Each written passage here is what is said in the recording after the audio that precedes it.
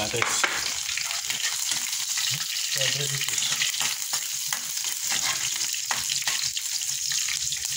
Kamatis tayo guys.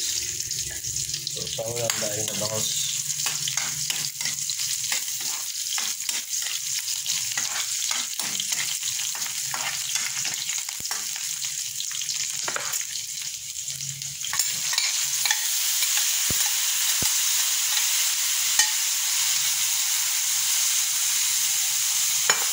Para hindi umasim guys sa kamatis, huwag mo nang hahaluin.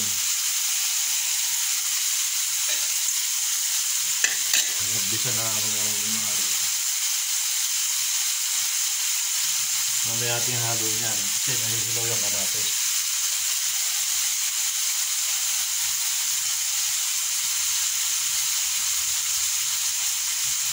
Aasin siya pa tayo nalo agad.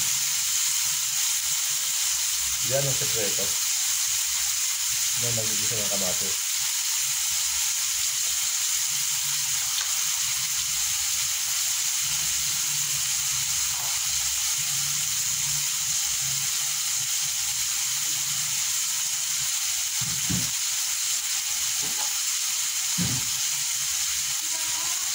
Ngayon, batiin mo natin yung itlog. Agad na itlog yan ito. Agad inaantay natin naluto yung kamatis. Batiin natin itlog. Sarap sa ginisang kamatis niya itlog.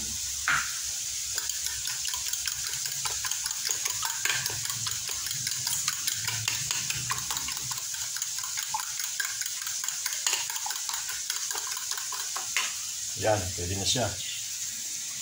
Pwede na siyang haluin. Yan o.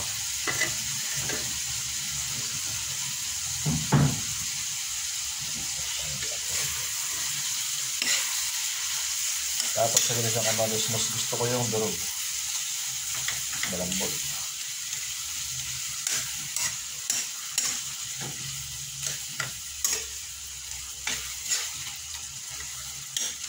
Yan, dudurugin natin yan. Bago ilagay yung itlog. Hindi natin napampalasa. Ito. Ito ang bitchin.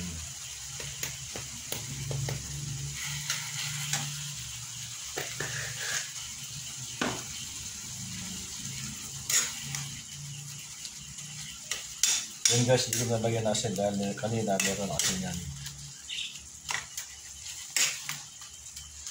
Yan, mas gusto ko sa kamatis yung durog kasi.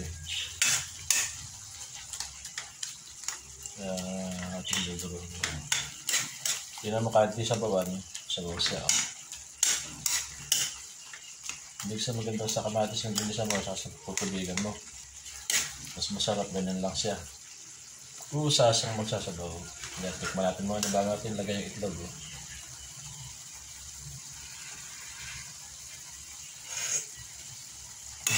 Sarap.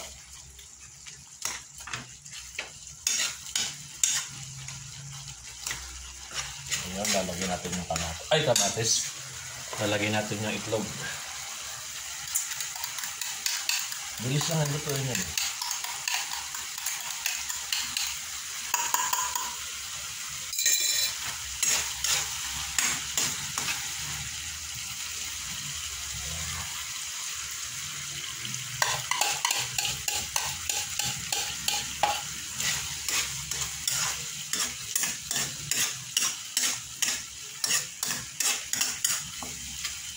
Dalawang itlog lang, balot agad ng kamatis at dami.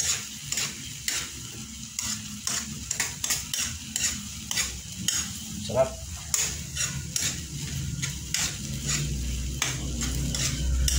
Isang kata, kamatis lang, ulam na. Hindi na kailangan mong igata. Ayan o.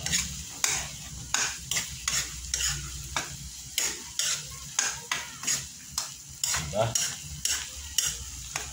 Ganyan ang pagluluto ng kamatis.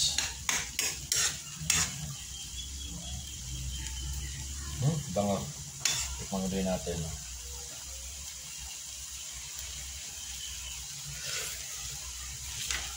Ay. So best ang lasa. Hindi maalat, hindi matabang. Ayun na yan. Ayun tayo. Ano siya guys, oh. Pritong daing na bangos, pagilisang kamatis. Noong nakaraan naman, buro ang sausawan natin ngayon. Gilisang kamatis naman sausawan natin ngayon, no?